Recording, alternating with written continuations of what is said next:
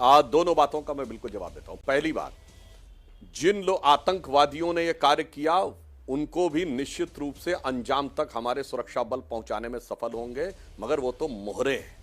हमने चाल चलने वालों के मरकज को ध्वस्त करके दिखाया है। यानी एक होता ना कि एक होता गैंग लीडर और एक होता उसका शार्प शूटर।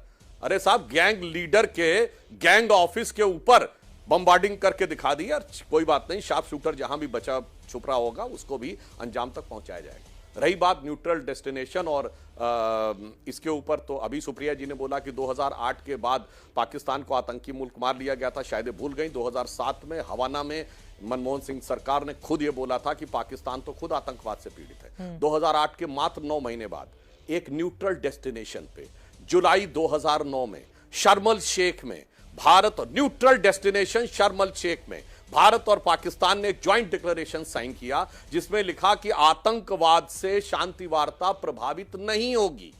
और इतना ही नहीं, इतना शर्मसार करने वाला वो स्टेटमेंट था कि ज्वाइंट डिक्लेरेशन में बलूचिस्तान को भी हिस्सा बनाया गया। यानी एक प्रकार से पहली बार भारत सरकार ने यह मान लिया कि जैसे बलूचिस्तान में हमारा इन्वॉल्वमेंट है। अब खैर उस बात को छोड़िए, और फिर ये कहते हैं हमारी संप्रभुता पे, तो ये तो वो पार्टी है जिसके नेता ने जाके मात्र 1.5 साल पहले ये कहा था कि why the defenders of democracy Britain and America are silent.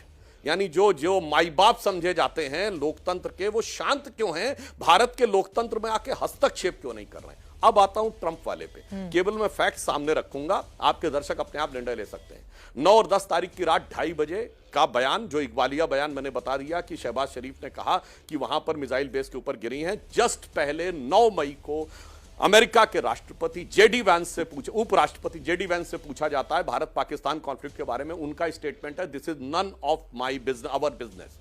तो 24 घंटे में ऐसा क्या हो गया, अब वो टाइमलाइन समझिए। 2:30 बजे रात को उनके 10-11 एयर बेसेस के ऊपर मिसाइल गिरती है, जिसमें सबसे स्ट्रेटेजिक है नूर खान, उसके ऊपर बेस गिरती है सरगोदा, जहां पर कि ये माना जाता है कि उनके न्यूक्लियर वेपन्स हैं। हम ये नहीं कह रहे हमें जानकारी, पर अमेरिका को हो सकती, क्योंकि अमेरिका की फौजें वहां पर रह चुकी हैं। और जिस ढंग से अचानक न्यूक्लियर थ्रेट की बात भी ट्रंप ने कही, इसका मतलब कुछ ना कुछ उस 9-10 की रात को ऐसा घटित हुआ। और इंटरनेशनल मीडिया में जिस प्रकार की बातें आई हैं कि वहां पर न्यूक्लियर लीक हुआ, और उसका मैं प्रूफ के साथ बोल रहा हूं। 14 मई को अमेरिकी विदेश विभाग के प्रवक्ता से पूछा गया कि अमेरिका का कोई विमान गया है पाकिस्तान में न्यूक्लियर रेडिएशन की जांच करने के लिए, वो कह सकते थे ऐसा कुछ भी नहीं है। उन्होंने कहा मैं इस पर टिप्पणी नहीं करना चाहूंगा। इसका मतलब कितना भारी स्टेटमेंट हो जाता। अब आइए, वो 10 की सुबेरे से भारत से संपर्क करने का प्रयास करते हैं। 1 बजे के आसपास उनके डीजीएमओ कांटेक्ट करने की बात करते हैं। तय होता है कि 3:30 बजे दोनों डीजीएमओ बात करेंगे। 3:35 पे बात होती है। 4 बजे भारत सरकार